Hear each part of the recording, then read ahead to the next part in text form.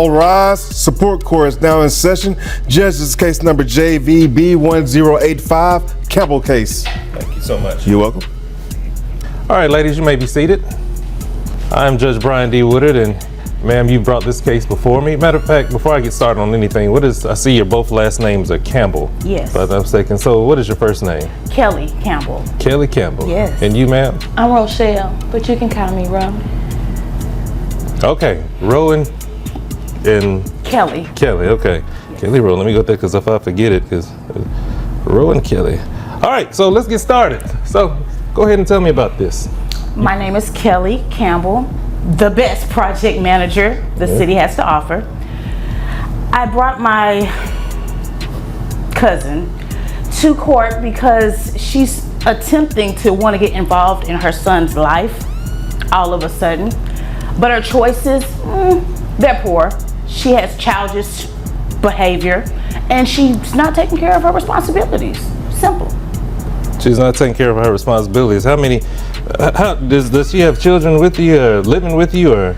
She has a son, 6 years old. 6 years old? Yes. And so what makes her childish? She's just, girl, she I'm wanna be in grown. these streets. She's Girl, Hold on one second. We're gonna get to that I'm part. real grown. Okay, Miss Grown. One thing about it is grown people don't have to tell other grown people that they're grown. So just wait till I get to you, and then we're gonna go ahead and get this train moving. But I'm gonna get to you. Yes, sir. Miss Rowe.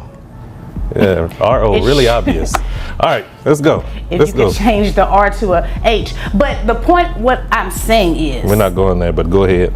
I'm just going to go ahead and over like Emotions that. are high. I understand, but let's go ahead and get to business. she's childish because she chooses to mix up her priorities. Okay. It's not flying, Your Honor. Her child, you know it's about 105 degrees. She has no AC. She has a gym fan circulating in the home. The window was cracked. The window was cracked. Ladies, let me go ahead and get something straight right here because I just want this to go smoothly. And I know how ladies are sometimes. Y'all like to talk and get your point across, and you're going to be heard. I promise you're going to be heard.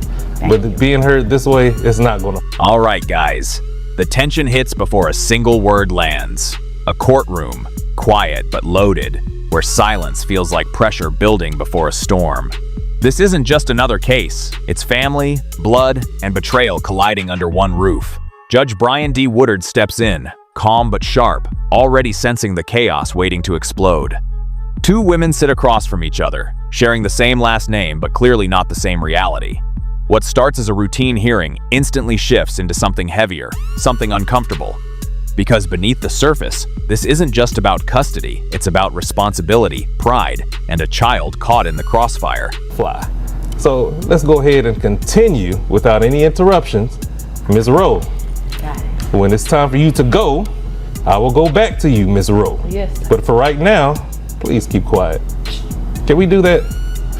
Let's get this show back on the road. Thank you, because she's rude. I didn't ask about what she is. I'm just asking you to go ahead and continue to tell me what you're going to do. I stand corrected. Oh, yes, ma'am. Let's go. I apologize. As I mentioned, her 6-year-old is in very poor conditions. Circulating hot air where hot air is not going to fly. As I mentioned, the temperatures are high. She leaves a bowl of noodles, chicken flavor, for her son, Capri Suns that aren't refrigerated. The child is so behind educationally. All he know how to do is whoa. It's just a lot going on. I don't like it, and I am going to be the provider for her child. And that's it, point blank. Okay. And Ms. Campbell, what are you actually asking for before I go further into this? Honestly, I want the full custody of her child, Caleb. Okay. And I would like her to pay me since she wants other men to pay her. But that's what I'm asking. Okay. Yes. Is there anything else you would like to tell me before I move on to Ms. Rowe? I want you to see that she's truly childish, lax. I didn't ask for insults. I said, is there anything that you want to tell me? I didn't know that was an insult. It's really factual. No, that's it. Okay. Yeah. All right. Well, see, this is going to be a challenge. Whew, don't you know? Ms. Rowe, let's go. Continue this show. Thank you, Judge. Okay, so they keep saying I'm crazy, right? They took my baby from me and gave it to her because I had a little date. I spent the block. I left him at the house by himself. You spent the what? The block. We went to Perry's. Me and his, he was top. Kelly wastes no time. She comes in swinging, confident, almost ruthless. She paints a brutal picture of her cousin, careless, immature, and completely unfit. According to her, this isn't a misunderstanding, it's neglect, plain and simple. A 6-year-old boy living in unbearable heat, no proper care, no structure, no discipline. The accusations hit hard, one after another, like a hammer refusing to stop. And then comes the bold demand, full custody, not just help, not shared responsibility, total control. Kelly positions herself as the savior, the one ready to step in where everything has fallen apart. But in this courtroom, confidence alone isn't enough, because the truth always fights back. I was working in the house, but I was gonna bring him a pork chop special back. So I went on this little date, left him at the house by himself. I gave him some noodles, a Capri Sun, and they call themselves saying, "Oh, you can't leave the baby at the house by himself." I'm like, look, he was good. It was just for like 2 hours. I was gonna be right back, and I was gonna bring him back. Wait a minute, how long? Like 2 hours. We had reservations, so we gonna get right in. So you made reservations and you left your child with her for just 2 hours. Was it just for that night? It was not 2 hours, Your Honor. It was 6 hours plus 2 bonus hours because she wanted to have a rendezvous. All right, hold on. Okay, continue this. Yeah, this Thank is you. initial. I really want to hear this one. She think because she got a pool. Well, I ain't worried about that. Let's get to the facts. Okay, Go ahead. sorry. So I spent the block, ran to the Perry's with the fella. You know what I'm saying? He was far. Okay. So look, I'm trying to get him a stepdad. I was gonna bring him back a pork chop special. Have you had one of them Perry's pork chops? You trying to get a It's stepdaddy? like Listen, you're trying to go and get a stepdaddy for the baby. For a pork chop with a pork chop. Is that how? I'm gonna bring him the pork chop back. And so you expect him to be stepdaddy because you brought him to bringing a pork chop because you bring. I want him to be my stepdaddy. So maybe if I give him a pork chop, he gonna be my. I'm bringing the baby back a pork chop. Oh, the baby! You bring the baby a pork chop, not the man a pork chop. No, the man was gonna buy the baby a pork chop. Okay. That's how I'm taking care of him. Hold on 1 second. Hold on 1 second, man.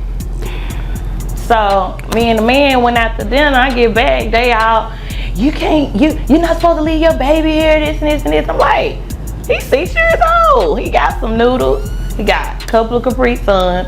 I cracked the window, the fan was on, so he was good.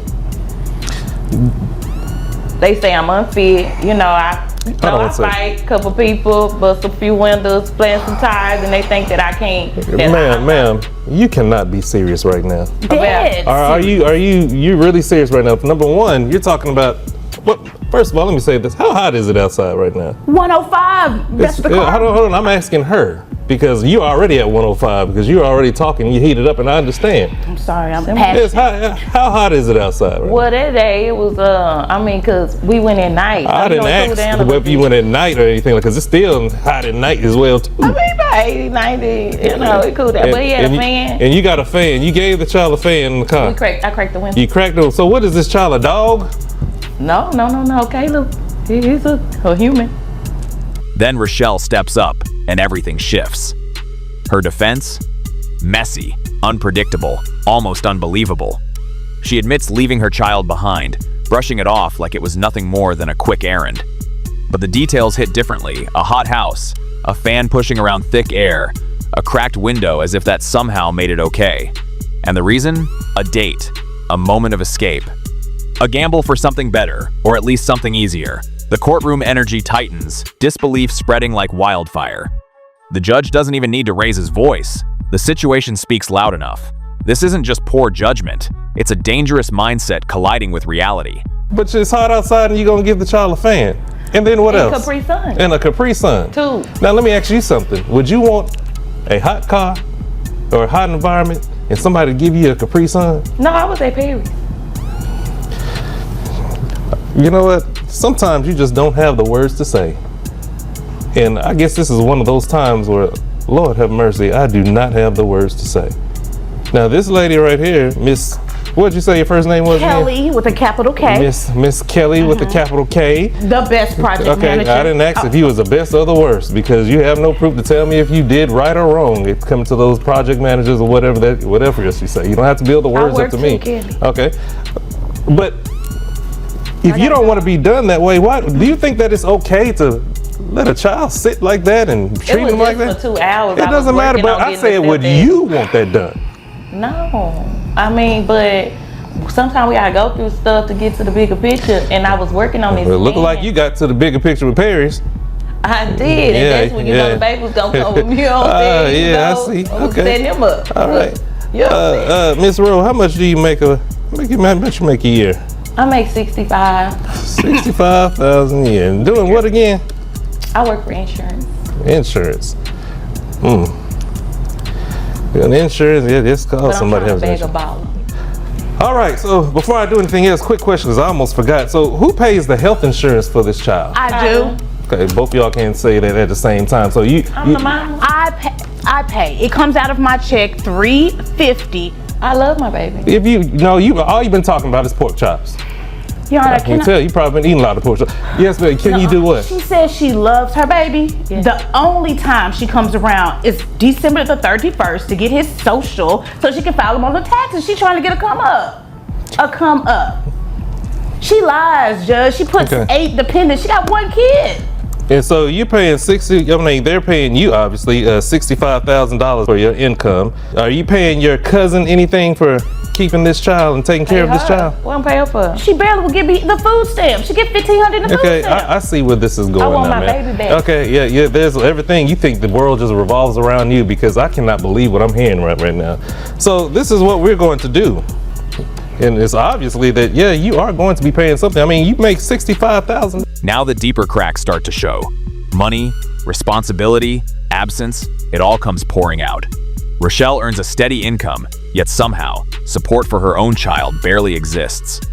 Meanwhile, Kelly has been holding everything together for over a year, carrying the weight without recognition or help. The courtroom turns from chaos into clarity as the judge starts connecting the dots. This isn't just about one bad decision, it's a pattern, a cycle of avoidance, excuses, and misplaced priorities. And suddenly, the question isn't who wants the child more, it's who has actually been there when it mattered. Barely. A year. Barely. Okay, so how long have you had the child? What's his name? Caleb. Caleb, correct. Caleb has been with us about 1.5 years.